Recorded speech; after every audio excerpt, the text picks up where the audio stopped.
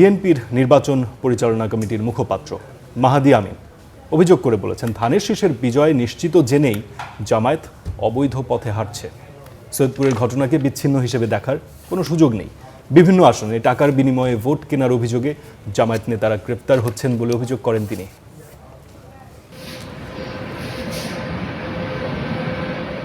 সৈয়দপুর বিমানবন্দরে বিপুল পরিমাণ টাকাসহ ঠাকুরগাঁও জেলা জামায়াতের আমির গ্রেপ্তার হবার প্রতিক্রিয়ায় বিএনপি নির্বাচন পরিচালনা কমিটির এই সংবাদ সম্মেলন। দলের মুখপাত্র মাহাদি আমিন অভিযোগ করে বলেন, ভোটের কারসাজি নিয়ে বিএনপি শুরু থেকেই যে সতর্কতা জানিয়ে আসছিল সেই আশঙ্কায় বাস্তবে রূপ নিচ্ছে। সৈয়দপুর বিমানবন্দর কাণ্ডকে বিচ্ছিন্ন বলে দেখার সুযোগ নেই, কারণ দেশের অন্যান্য জায়গার মতো জামাতের আমিরের নির্বাচনী আসন ঢাকা 15তেও একই রকম অবৈধ অনৈতিক লেনদেনের ঘটনা সংঘটিত হতে দেখা গিয়েছে।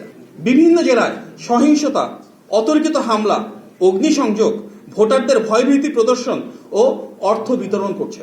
টাকা দিয়ে ভোট কেনা তাদের সেই দুর্নীতি বিরোধী বয়ানের সাথে কতটা সঙ্গতিপূর্ণ? নির্বাচনের সময় ব্যাংক ও আর্থিক লেনদেন সীমিত থাকার পরও এত বিপুল পরিমাণ অর্থ কোন উৎস থেকে এলো সেই প্রশ্ন তোলেন তিনি। দাবি করেন, নির্বাচনের আগে এটি অনৈতিক লেনদেনের অংশ হতে পারে।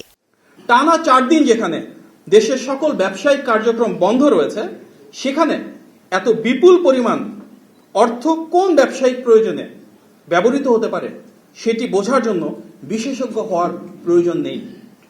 স্পষ্টতই আচরণবিধির এই লঙ্ঘন গণবিচ্ছিন্ন রাজনৈতিক দলটির দেউলিয়ত্ব ও অনৈতিক প্রভাব বিস্তারের চেষ্টা প্রমাণ করছে।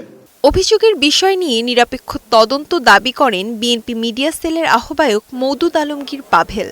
আইন প্রয়োগকারী সংস্থা যে দক্ষতার সাথে এই ঘটনাগুলোর আংশিক উদ্ঘাটন করেছেন, তাদের কাছ থেকে আমরা প্রত্যাশা করব যে তারা পূর্ণ ঘটনা সব জায়গাতেই আরও নজরদারি রাখবেন। জনগণেরও সচেতন হওয়ার দরকার আছে। যে মুহূর্তে এরকম কোনো একটা খবর আসবে, তারা যেন সেটি আইন প্রয়োগকারী সংস্থাকে জানান এবং এর ব্যাপারে যেন দ্রুত ব্যবস্থা নেওয়া যায়। ভোটের শান্তিপূর্ণ পরিবেশ বজায় রাখার আহ্বান জানিয়ে বিএনপি নেতারা বলেন, উৎসবমুখর পরিবেশে ভোট শেষ হোক, জনগণের রায় সবাই মেনে নিক, সেটাই তাদের প্রত্যাশা। স্বাভাবিকভাবে দীর্ঘদিন পরে ভোটাধিকার প্রয়োগের মাধ্যমে গণতান্ত্রিক রাষ্ট্র ব্যবস্থা চায়। আমরা সেই বিজয়ের ব্যাপারে অত্যন্ত আশাবাদী। Jannatun Bipa, Star News, Dhaka.